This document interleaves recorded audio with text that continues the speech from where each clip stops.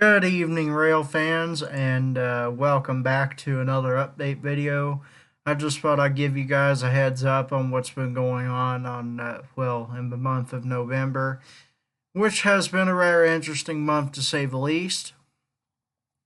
At the time of recording this video, it would be about 2 days after Thanksgiving, and when this video airs, it'll be about 4 days. So I hope you all had a wonderful Thanksgiving. Hope you all got to spend time with your families and sit down and have some turkey. I know this has been a very interesting year to say the least, but we must be optimistic as there will be better years ahead because without optimism we will only fall into darkness, which will create problems. Anyway, with that out of the way, let's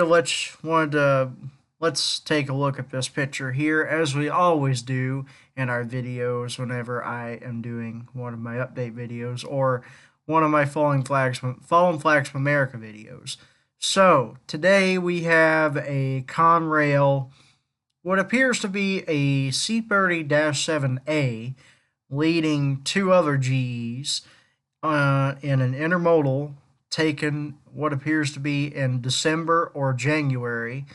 And this was taken at Browns Crossing, New York. Oh, it's a B36-7, my bad. In December of 1985. So this would mean that there was less than a year to go for CSX being created. As for things that happened that year, Back to the Future was released.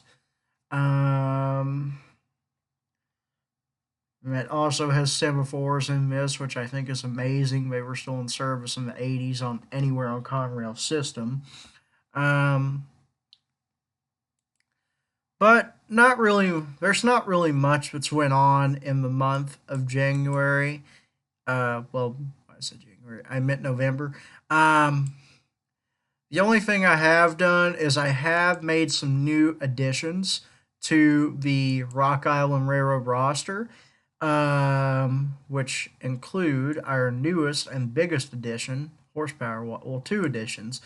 Firstly, we have a Fairbanks Morse H2466 Trainmaster um, that would have been delivered in the maroon and yellow paint scheme, or just what would have been.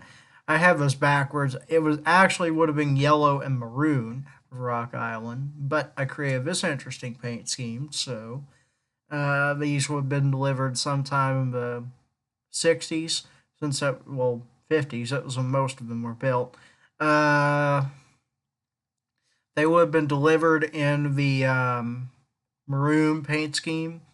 Then they would have been repainted in the late 50s to early 60s. They would have been painted to the cherry red and yellow.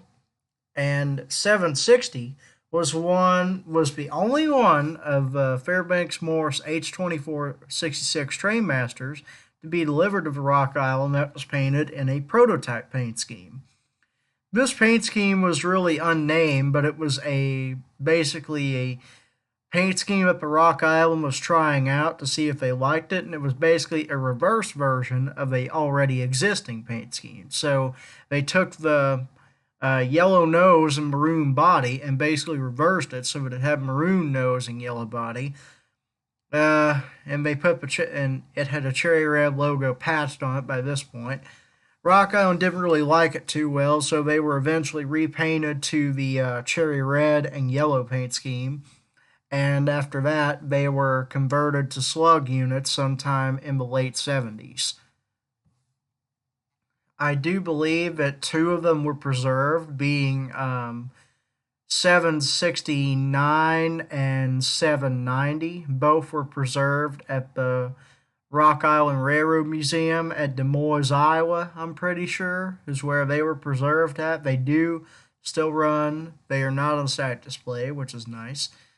The second addition to the railroad is the SD80 Mac. Now, I know what you're thinking. These look exactly like the Conrail ones. Hear me out. I didn't swap the horn on this because I don't really know how to do that. Um, these would have been delivered to Rock Island in the late 80s to early 90s when the Mac lineup was available, which in this timeline included the 60, the 70, the 80, and the 90/9043 Mac.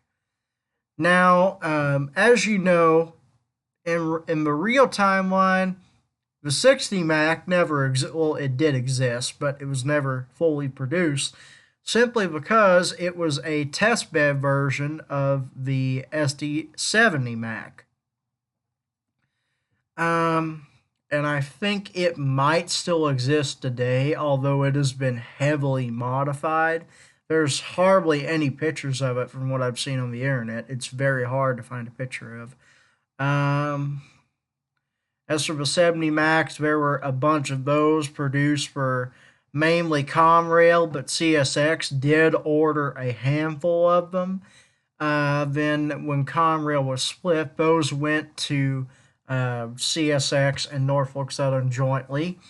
The 80 Max were exclusively ordered by Conrail. Most of those went to Norfolk Southern, although a few found their way onto CSX.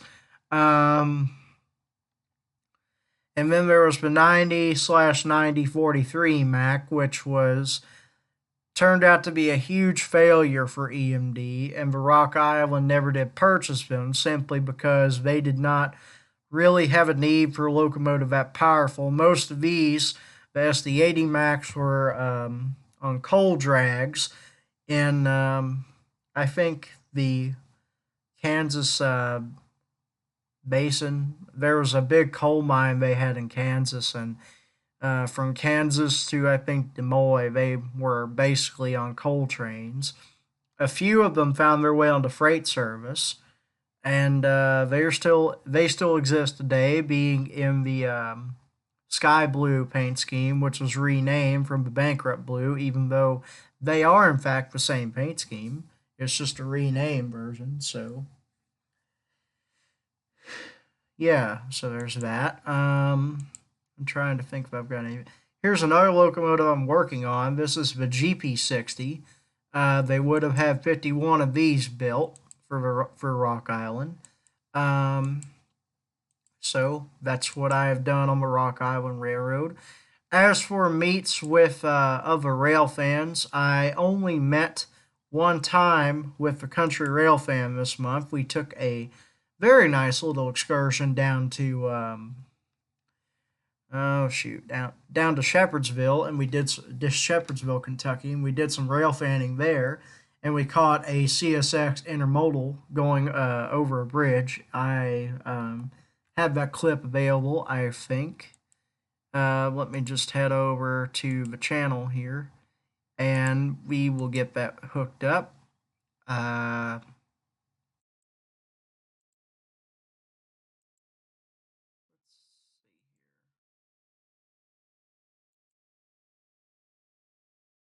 Yes, so this video, which just includes a fast CSX freight, go.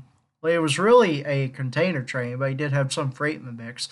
Um, so yeah, that's what we did.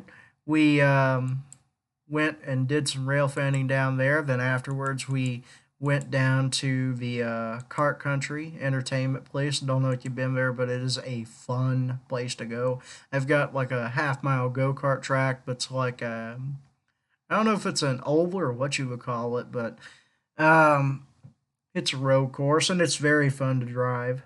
Well, yeah, drive.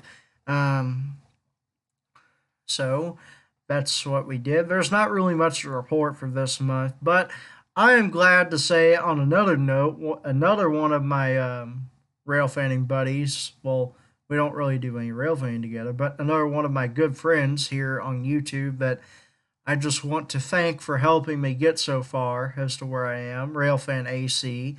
He trains 21, for those of you who don't know his name he goes by, which is AC, up in northeast Pennsylvania.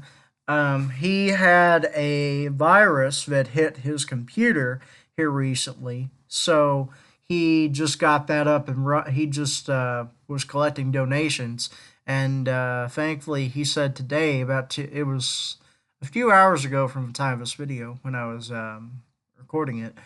He said that he had the funds. He got the money he needed, and he had purchased a new computer, and he was waiting for it to arrive. So he ordered it, which is very good. So hope he gets back up and running soon. I'd encourage you to go over there and wish him some luck. Just tell him L&N Production sent you, and he said to wish you the best of luck in getting your channel back up your computer back up and running. But as soon as he gets his computer back up and running, he will be back in full steam, which is good to hear.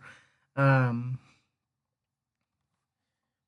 but yeah, that's about all I have to report on this update video for this month. Um, I will do a second one of these videos when December comes, which I look forward to seeing what December brings us. Hopefully it will be a good month. This month has been interesting to say the least, but yeah, that's about all I have here. So until we meet again somewhere out there in the high iron or somewhere on the internet here, this is L&M Productions out.